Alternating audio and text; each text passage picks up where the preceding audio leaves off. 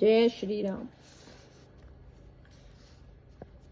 कुंवरी कुंवरी कल भावर देही, नयन लाभ सब सादर लेही।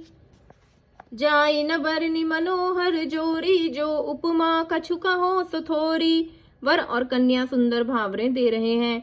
सब लोग आदर पूर्वक उन्हें देखकर नेत्रों का परम लाभ ले रहे हैं। मनोहर जोड़ी का वर्णन नहीं हो सकता, जो कुछ उपमा कहूँ वही थोड़ी होगी। राम सिय सुंदर प्रतिछाही, जगमगात बनि खम्बन माही। मनहु मदन रति धरि बहु रूपा, देखत राम बिहाऊ अनूपा। श्री रामचंद्र जी और श्री सीता जी की सुंदर परछाई मणियों के खंभों में जगमगा रही है, मानो कामदेव और रति बहुत से रूप धारण करके श्री राम जी के अनुपम विवाह को देख रहे हैं। दरस लाल सा सकुच न थोरी, प्रकटत दूरत बहोरी बहोरी। भय मगन सब देख निहारे, जनक समान अपान बिसारे। उन्हें कामदेव और रति को दर्शन की लालसा और संकोच दोनों ही कम नहीं है, अर्थात बहुत, इसलिए वो मानो बार बार प्रकट होते हैं और छिपते हैं। सब देखने वाले आनंद में हो गए और जनक जी की भांति सभी अपनी सुध बुध भूल गए। प्रमुदित मुनि भावरी फेरी, नेग सहित सब रीति निवेरी।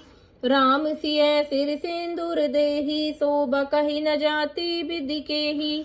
मुनियों ने आनंद पूर्वक भावरें फिराई और नेक सहित सब रीतियां पूरा किया। श्री रामचंद्र जी सीता जी के सिर में सिंदूर दे रहे हैं। यह शोभा किसी भी प्रकार की कही नहीं जा सकती। अरुण पराग जलज भरिनी के, सिसहि भूष अहि लोभ अमी के। बहुरी वशिष्ठ दीन ही अनुशासन, बरु दुल्हिन बैठई एक आसन। मानो कमल को लाल पराग से अच्छी तरह भरकर अमृत के लोभ से सांप चंद्रमा को भूषित कर रहा है। यह श्री राम जी के हाथों को कमल की सेंदुरु की पराग की श्री राम की श्याम भुजा को सौंप की और सीता जी को मुख को चंद्रमा की उपमा दी गई है। फिर वशिष्ठ जी ने आज्ञा दी। तब दूल्हे और दुल्हन एक आसन पर बैठे बरासन। राम जानकी मुदित मन दर सतुर भय, तनु पुलक पुनि पुनि देखी अपने। सुकृत सुर तरु फल नए, बरी भुवन रहा उछाऊ। राम बिबाहु भासब है कहा, के ही भांति बरन सिरात रसना। एक यहू मंगुल रहा। श्री राम जी और जनक जी श्रेष्ठ आसन पर बैठे। उन्हें देखकर दशरथ जी मन में बहुत आनंदित हुए। अपने सुकृत रूपी कल्प वृक्ष में नए फल आए देखकर उनका शरीर बार बार पुलकित हो रहा है। 14 भुवनों में उत्साह भर गया। सबने कहा कि श्री रामचंद्र जी का विवाह हो गया। जीव एक है और एक यह मंगल महान है। फिर भला यह वर्णन करके किस प्रकार समाप्त किया जा सकता है।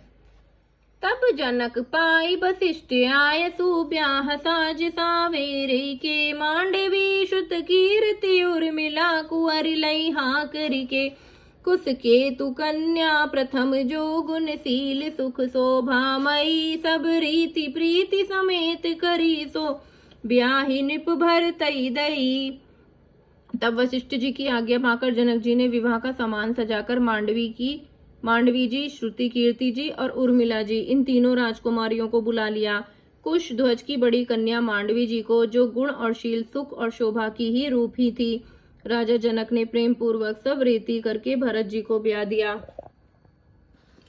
जानकी लघु भागिनी सकल, सुंदर सिरुमणि जानिके। सो तनय दिने ब्याही, लखनी सकल विधि सन्मानिके।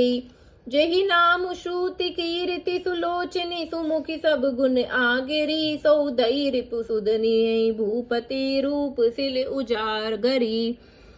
जनक जी की छोटी बहन उर्मिला जी को, जानकी जी की छोटी बहन उर्मिला जी को सब सुंदरियों में शिरोमणि जानकर उस कन्या को सब प्रकार से समान करके लक्ष्मण जी को ब्याह दिया। और जिनका नाम श्रुति कीर्ति है और जो सुंदर नेत्रों वाली, सुंदर मुख वाली, सब गुणों की खान और रूप और शील में उजागर हैं, उनको राजा ने शत्रुघ्न को ब्याह दिया।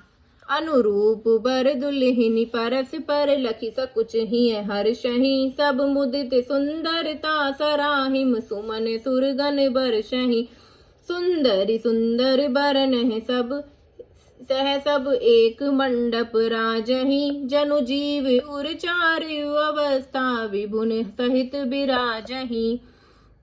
दुल्हा और दुल्हन परस्पर अपने अपने अनुरूप जोड़ी को देखकर सकुचे हुए हृदय में हर्षित हो रहे हैं। सब लोग प्रसन्न होकर उनकी सुंदरता की सराहना करते हैं और देवगण फूल बरसा रहे हैं।